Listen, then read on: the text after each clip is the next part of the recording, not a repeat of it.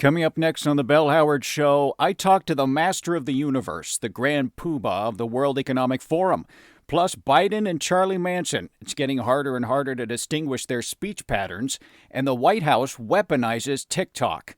Cover your eyes, kids. Grandpa's trying to get in touch with Gen Z. You're listening to the Bell Howard Show. And now, here's your host, Bell Howard. Howard.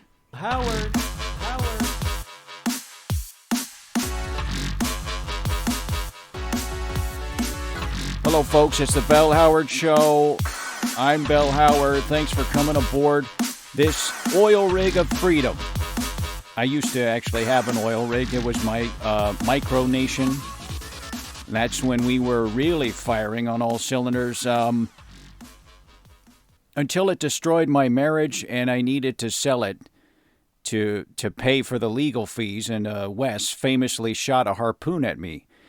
Whatever, we don't need to relive that. You can listen to past episodes to hear the full story of our time as the only podcast recorded on an oil rig. What's going on here today, folks? Lots of stuff. This is a busy show today. First off, the war in Ukraine rages on. On the ground, there are real bullets flying, anti-tank guns firing, buildings exploding. That's the real war. But there's another war going on around it, and that's the war for our minds. Propaganda on the Russian side and propaganda on the West side. And the front lines for this war are fought on the social medias, Twitter, Facebook, and now for the kids, TikTok. TikTok is the, if you don't know, it's a way for the younger generation, Generation Z, and whatever's after them, to communicate to each other through dances. The younger generations have completely abandoned human language, and they send coded messages through body language and dance moves. And then these dance videos soon become viral, and by imitating these dances, the messages spread throughout the world. Now, TikTok is clearly a deep state psyop, just like Twitter, and even going back to Ben and Jerry's ice cream. Started as a psyop, ended up just being a damn good ice cream store. People think TikTok was started by a Chinese company called ByteDance, but that's just a front for a psyop run by the deep state. I'll provide a link to a great article on InfoSlop by Simon Spatz, an incredible investigative journalist. We've had him on this show a few times. Anyway, TikTok is incredibly popular and incredibly dangerous. So they invited TikTokers to the White House because the Biden administration wanted to make sure they were staying on message. This is an incredible story. It's in the Daily Mail and the UK website. And so the TikTokers arrive at the White House, and this is amazing. They arrive on the White House lawn in a vehicle that looks like some kind of spaceship. I don't know where they got this. But anyway, Jen Psaki, the press secretary, goes out to meet them. And this wasn't covered at all in the news media at all. It was a complete blackout. Luckily, someone from the BBC was there to cover it, and we have the audio. So here it is. Here is Jen Psaki meeting the most influential TikTokers on the White House lawn. Take a listen. Now the TikTokers' vehicle has landed, and it appears the door to this aircraft is opening. Jen Psaki slowly approaches the opening door, and here they come. One by one, the TikTokers are exiting the aircraft. They are all of indeterminable gender and ethnicity, and they are gyrating suggestively. It sort of reminds one of an iPhone commercial. And now Jen Psaki appears to be trying to communicate with them. I am Jen Psaki, the White House press secretary. welcome. Do you speak any human languages? Okay, so just a quick. Basically, Ukraine good, Russia bad. Okay? Okay. Bye. Now the Tik Tokers going back in their ship. Jen Psaki is waving goodbye. The door closes, and yes, the Tik Tokers have flown away. Whether this briefing was successful, only time will tell. Excuse me, do you know if there's a bathroom around here? So that's it. We've made contact with the TikTokers. Now, I guess they are on the payroll now of I don't know, maybe they don't need money. I don't know what Generation Z, maybe they just survive on oxygen and cryptocurrency. I don't know how does Generation Z eat? I mean, they think food is racist, right? Right, Wes? Anyway, if that wasn't disturbing enough, here's another story. Joseph Biden. Now, we know this guy is slipping further into senility, but, that was apparent during the debates, even during the debates with the other Democratic candidates. Here he is talking about war, and now you know you're in trouble when your president starts to sound like Charlie Manson. Just take a listen to this. Play that, Wes. Listen, Mac. Every night when you go to sleep, I destroy the world. We've been walking through a nightmare. Every day we create a Putin. Zelensky's a clown. I hold the scepter, Jack. I'm the king here. You understand? Okay, so there you go. So the cadence and the cryptic messages. I mean, we need Vincent Bugliosi or some tarot card reader in here, for crying out loud, to make sense of this. What is he talking about? Play the other one, Wes. You think this is a war? This is a 16-year-old sleepover party. When the parents come home, you hide in the closet. I mean, what sleepover? A 16-year-old sleep? What is he saying? It's disturbing. You know, with the war, with the TikTokers, a sundowning president, it gets you down. And you need something to lift you up, folks. I mean, when I get down, I turn to music. Music lifts the soul. And one song in particular has always been able to lift me up. I'm, of course, talking about the great Steve Winwood and his classic song, Back in the High Life. And you gotta have an anchor, something that keeps you centered when life and your darker emotions pull you this way and that way. And I got to listen to that song again. I mean, I can't play it here. I would play it, but YouTube will take it down. But just, if you don't know, Google Steve Winwood and Back in the High Life. It's basically, the song is saying, I may be down now, but life will get better. Life has its ups and downs. I'm living right now in a 2-bedroom, 1-bath in Gilroy, California, renting with my producer, Wes. The air smells like garlic. But one day, someday, I'll have that ranch in Sausalito with Jennifer Connelly. That was a little too specific. I have that album. It's my prized possession, a signed copy of Steve Winwood's Back in the High Life album. He didn't sign it, but his manager did, and his manager assured me that he had power of attorney. All right, folks, it's time to get right to it. We have a special guest and a controversial one on the phone. You may know him from your frequent YouTube rabbit holes that you go down. When you're on your fourth Zima and you type in Illuminati in the search bar, you'll probably see this guy.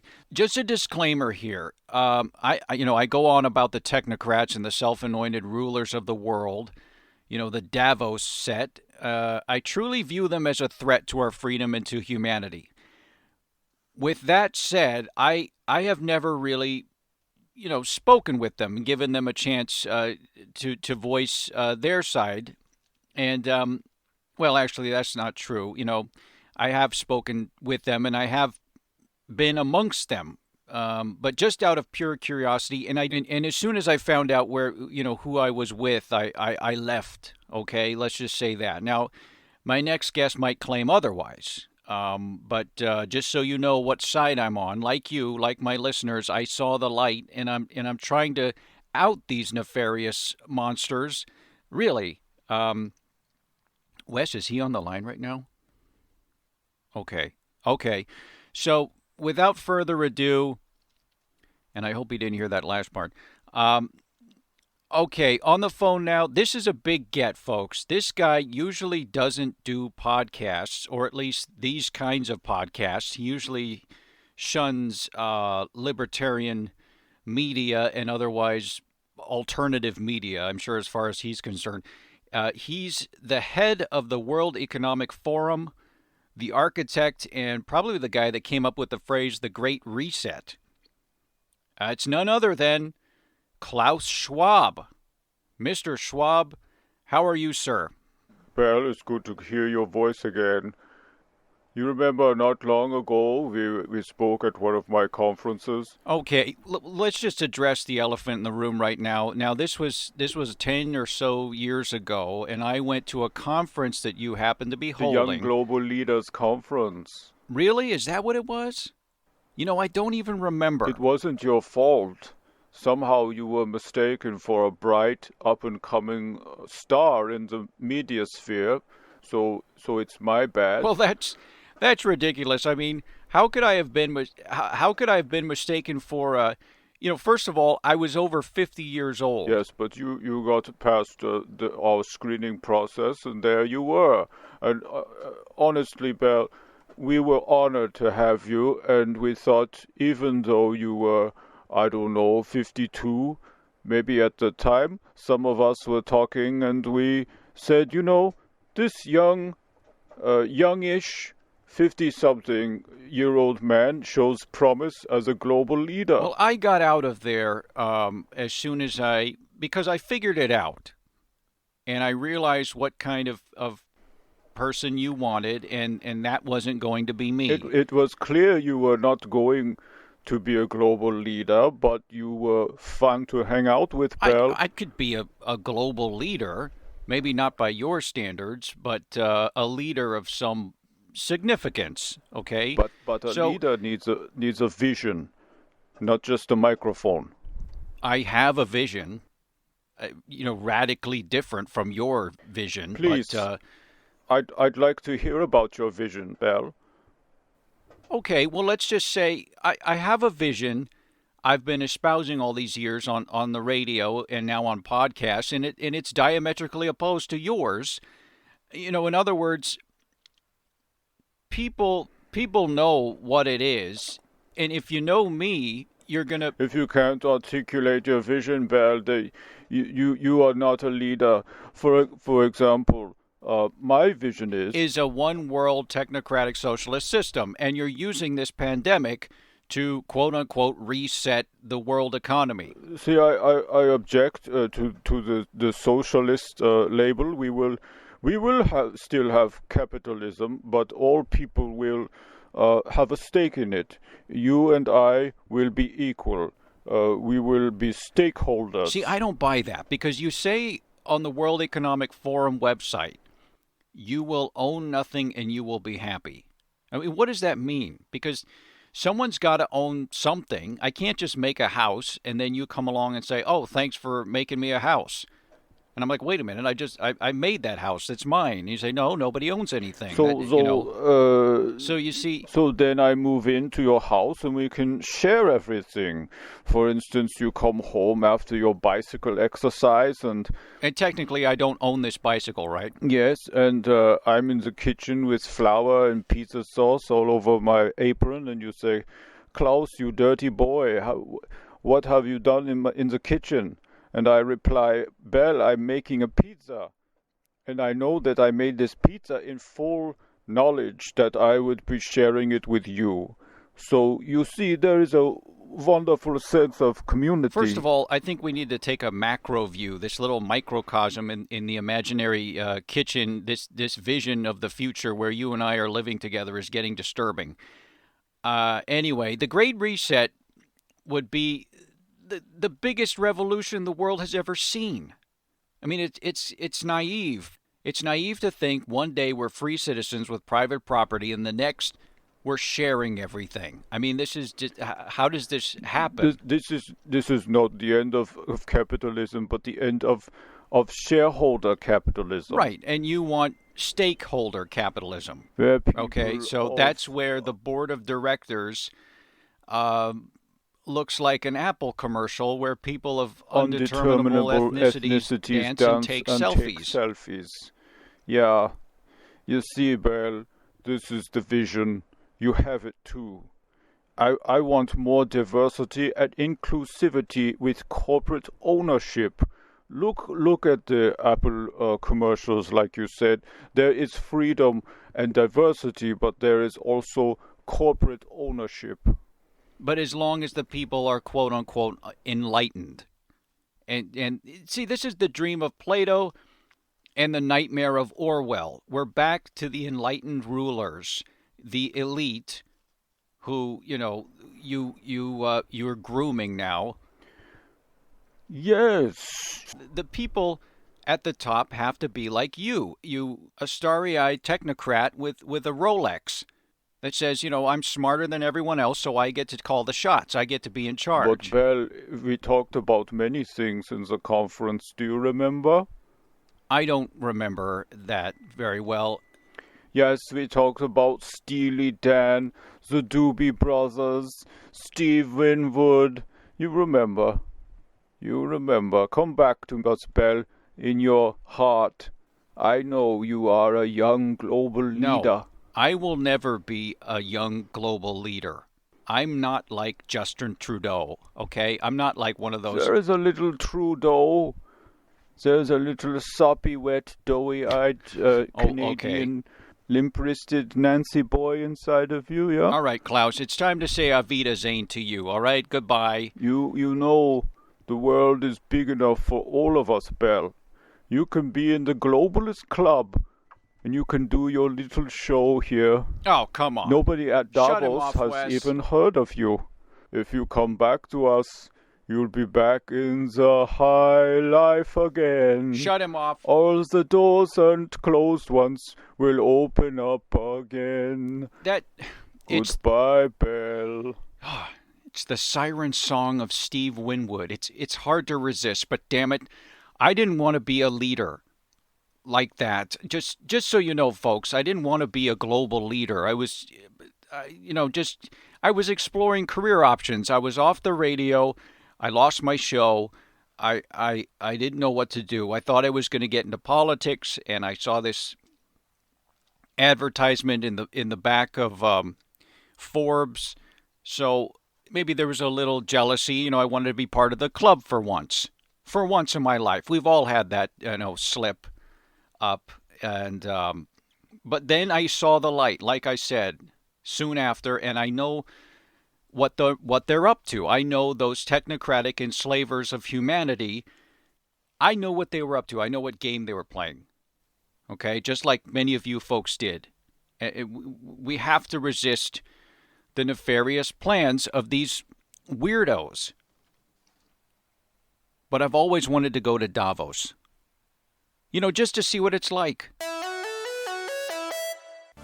Well, that was our show, folks. Klaus Schwab, the true ruler of the world, and tempting me to join the ranks of the globalist technocratic elite that run this world, and no thank you. I know where I stand. I stand with freedom and humanity, and I will not let them turn us into serfs again with the coming of their so-called Great Reset. So until next time, I know you'll join me to continue this fight. Until then, ladies and gentlemen, you know what to do. Stay safe, stay sane, and stay free. Bye now.